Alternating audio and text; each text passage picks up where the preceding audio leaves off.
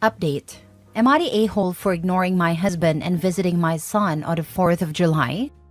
Original post. I, 40 female, have been married to my now husband Joe for 15 years. I have a son, Matt, 22, from my previous relationship with Jake. Right after I graduated high school, I moved into Jake's house. He passed away 3 years later from cancer. 2 years after that, I met Joe, and we got married a year later. Joe moved into my house, which was owned by my deceased husband. When my son turned 18, Joe apparently told Matt that he had to pay $500 a month for rent and utilities. Matt told him that he actually owned the house we live in, and because he wanted to be vindictive, said Joe could pay $1,000 a month to him or get out.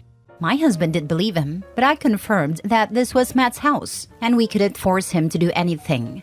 Rent didn't matter to Matt because his dad left him a fortune to cover expenses for the rest of his life. I really wish Joe had talked to me about this before saying anything, because we have 3 sons. I'm a middle school teacher and my husband works in a factory, so our combined income is only $75,000.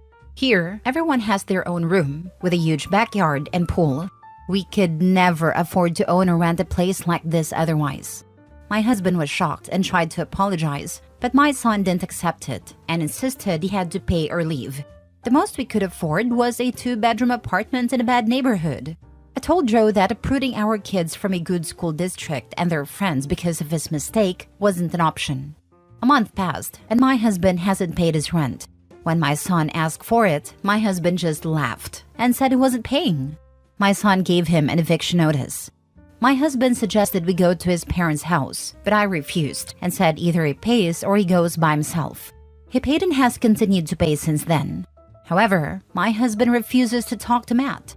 Other than that, everything in the house is perfect. My ex also left my son a lake house in Florida. My son graduated college and wanted to take all of us on vacation to celebrate before he starts law school. My husband was excited, but my son quoted him $800. He explained that a grown man shouldn't be taking a handout. Joe stormed off. This morning, the 5 of us plus Matt's girlfriend were headed out the door. Joe yelled at me and couldn't believe I was going. I told him I'm not going to let me and the kids suffer for a mistake he made trying to be a macho. I left, and my husband sent me a text message saying he was disappointed in me for siding with my son instead of him and for turning the kids against him. Am I the a-hole? Now for the top comments before reading the updates.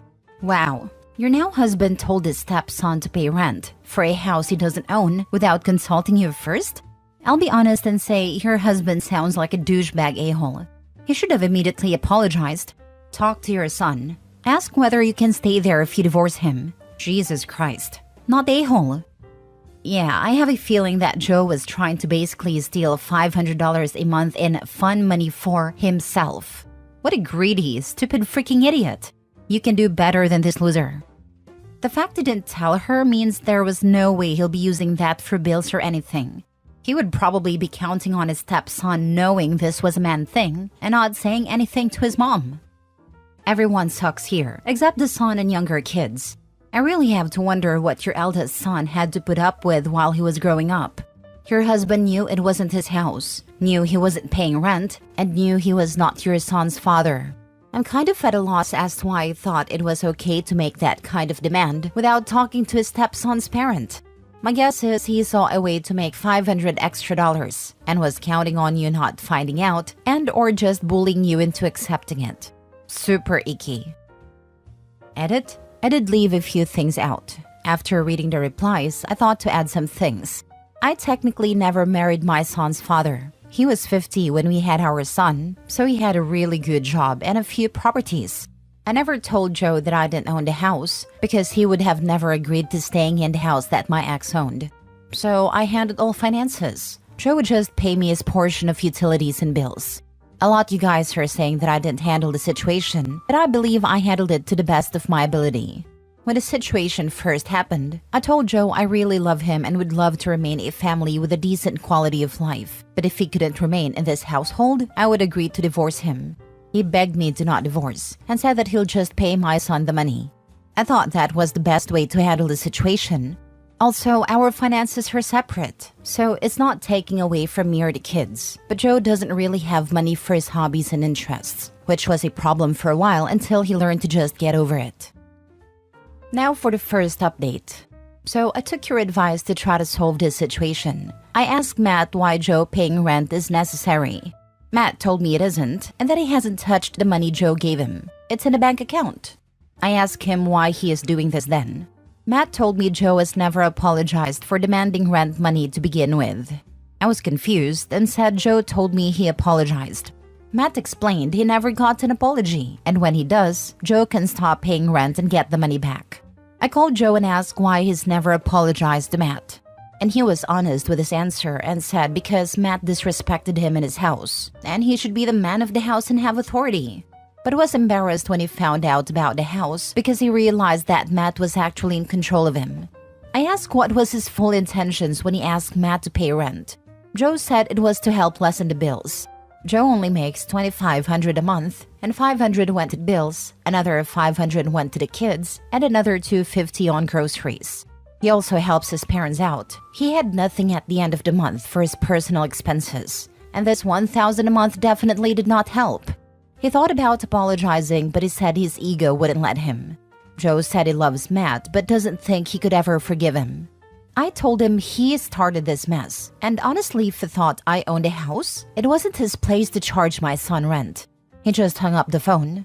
So that's where we stand. I don't know what to do. Second update. When we got home, Joe's parents were there. Me, Matt, Joe, and his parents had a talk. They asked me how can I let Matt treat him this way, and that a wife should back her husband up. Before I could talk, Matt said a man who marries a mother should treat her kids like his own, but he hasn't been doing that for the past 15 years. I asked what Matt is talking about. He said every time I went on one of my teacher conferences or went on vacation, Joe would leave him at home by himself and take the other boys out to do something fun. He always disguised it as it was kid stuff and I wouldn't like it, but tell you I didn't want to go. At 18, he actually planned on moving out, but COVID happened, so he just decided to stay. I asked Joe if it was true, and he looked at me and said yeah, he shouldn't have to take care of someone else's kid. His parents looked disgusted, and his dad just went off on him and said he didn't raise him like this. I yelled at him and told him to get the heck out. He pleaded that he was sorry and that he realized that he was wrong with how he felt.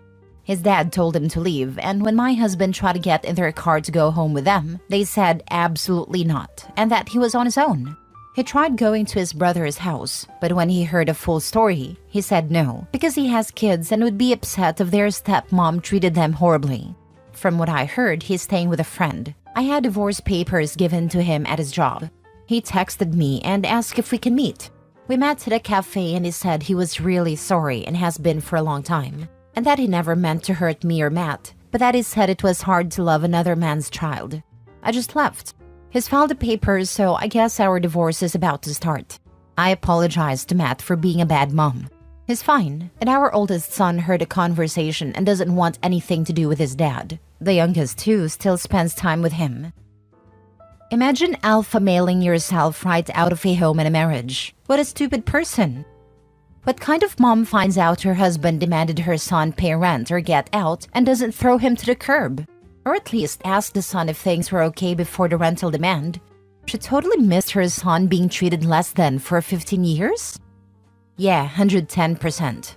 Surprised Matt doesn't kick both Joe and Mommy out after the nonsense they have both pulled, and the fact they're both mooching off of him.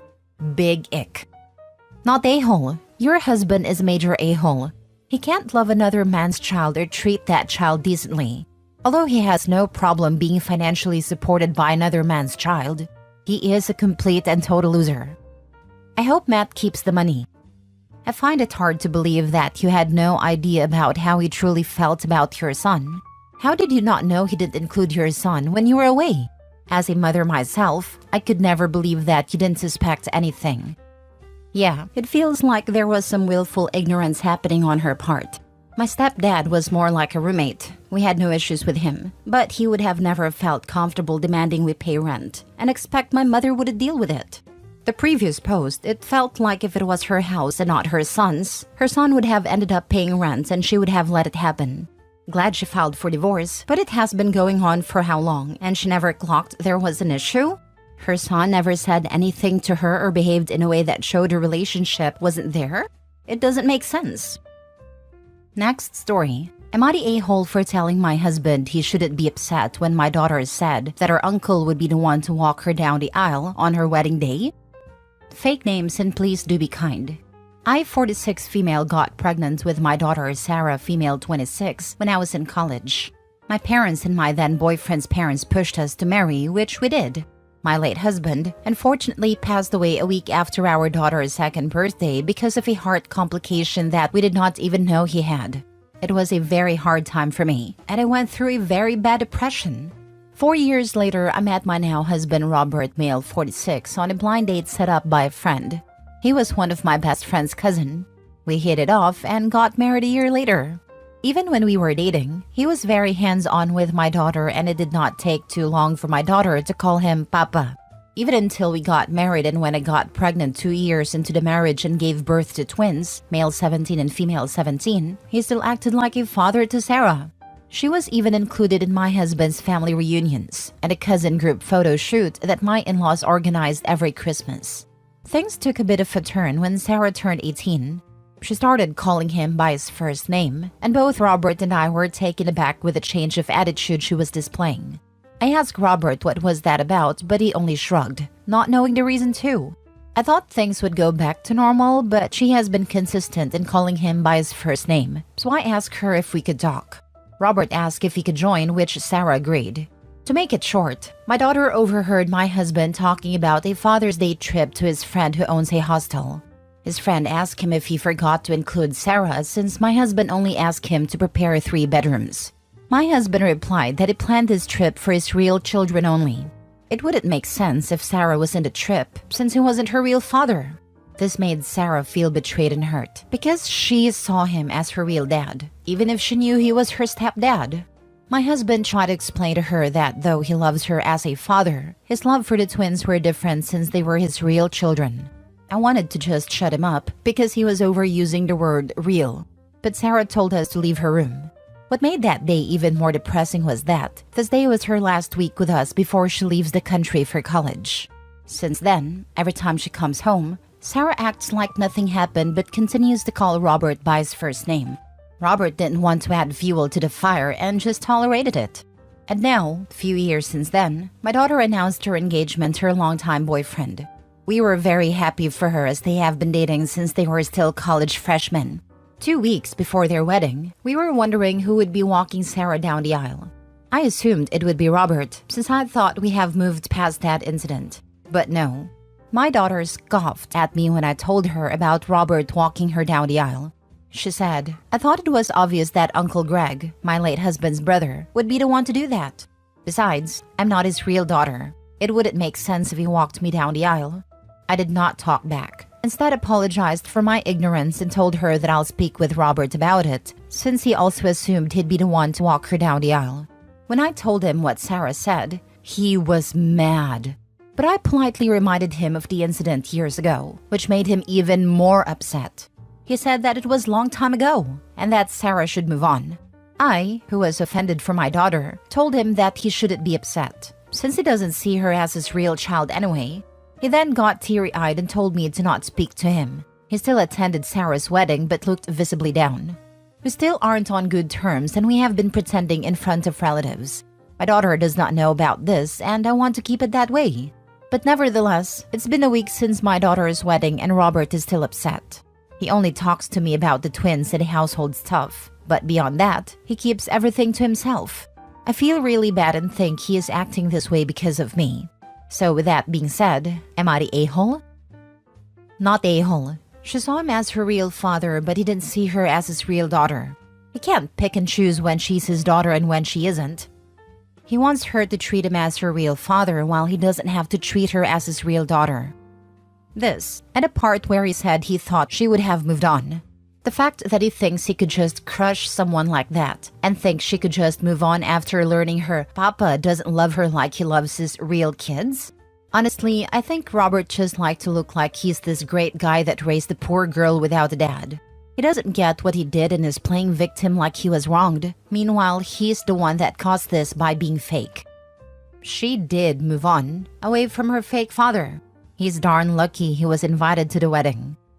She didn't even moved on away from him. He told her that they had a different relationship dynamic than what she thought. She took that to heart and altered her behavior to better suit the relationship dynamic he told her they had. He is being treated exactly how he treats her. She's not treating him poorly. She just doesn't treat him like her father because he told her he is not. Edit/mini update. I would like to thank everyone for your advice and comments. My daughter found and commented in my post, and we will be talking about this tomorrow. She just messaged me earlier. I was feeling tired today and could not sleep, so I was able to write this. I also want to thank the people for calling me out. I know I'm not the best mother, but I try. But yes, I am an a-hole for tolerating him. I don't know what will happen in our talk tomorrow, but I do want everyone to have closure. I also want to add that my daughter and I do not have a strained relationship. She did not want me to walk down the aisle because then Robert would be pushing her to let him walk her too, since he thought we're a package. I will try to update, but it would be difficult since I know it's going to be emotional. Last story. Am I the a-hole for refusing to babysit my sister's kids after she accused me of stealing? I, 25 female, need some advice because my family's in uproar over this. My sister, Emily, 32 female, has 3 kids. 7 male, 5 female, and 2 female. I adore my nieces and nephew, and I've always been the go-to babysitter whenever Emily needed help. I've taken them in overnight, watched them on weekends, and even took care of them for a week when Emily and her husband went on vacation. A few weeks ago, Emily called me in panic, saying she had lost her wedding ring. She asked if I had seen it, and I genuinely hadn't. I helped her search the entire house, but we couldn't find it. Emily was really upset, but we eventually gave up. A few days later, Emily called me again, this time in tears, accusing me of stealing her ring. She said she couldn't think of anyone else who would have taken it, since I'm the only person who's been in the house alone. I was shocked and hurt that she would accuse me of something like that. I tried to convince her that I would never do such a thing, but she wouldn't listen. She even threatened to call the police if I didn't return it. I couldn't believe my own sister would think so little of me. My parents got involved and took Emily's side, saying that it was suspicious that the ring disappeared right after I had been there. They pressured me to confess and return the ring, but I stood my ground because I was innocent. In the midst of this family drama, Emily asked me to babysit her kids for a few hours because she had an emergency at work. I refused, telling her that I couldn't help someone who thought I was a thief. She called me selfish and said I was punishing her kids for something they had nothing to do with. My parents are now furious with me, saying that family should stick together no matter what, and that I'm being petty and immature. They believe I should just let it go for the sake of the children. Emily has continued to insist that I took the ring, and my refusal to babysit has only made things worse. Emily, her husband, and my parents are calling me an a-hole for refusing to babysit and taking it out on kids who have nothing to do with this. Am I the a-hole for refusing to babysit my sister's kids after she accused me of stealing? Not the a-hole. Your sister's actions were completely out of line, and your family should be ashamed of themselves. Accusing someone of stealing is a huge deal, especially when it's a close family member. And to then turn around and expect you to babysit like nothing happened is beyond disrespectful. Stand your ground. They need to understand the gravity of what they did to you. An apology should be the bare minimum after accusing you of such a serious offense. Not the a-hole. And if you ever do give in or go back, the ring will magically reappear, and everyone will be told you returned it. The ring might have already appeared. Coincidence that sister suddenly had an emergency at work. Sister might be setting the stage for finding the ring. Another scenario is one of the kids was playing with it and lost it. Not the a-hole. This is absolutely infuriating. Your sister has the audacity to accuse you of theft and then expects you to just babysit her kids like nothing happened? Hell no. Your family's enabling this toxic behavior by siding with her without any proof. They're all treating you like a scapegoat, and it's disgusting. You don't owe any of them anything, especially babysitting. They owe you a massive apology, and you have every right to refuse to babysit until they do. This is beyond just a misunderstanding. It's a blatant attack on your character. Stand your ground and don't let them guilt trip you into backing down.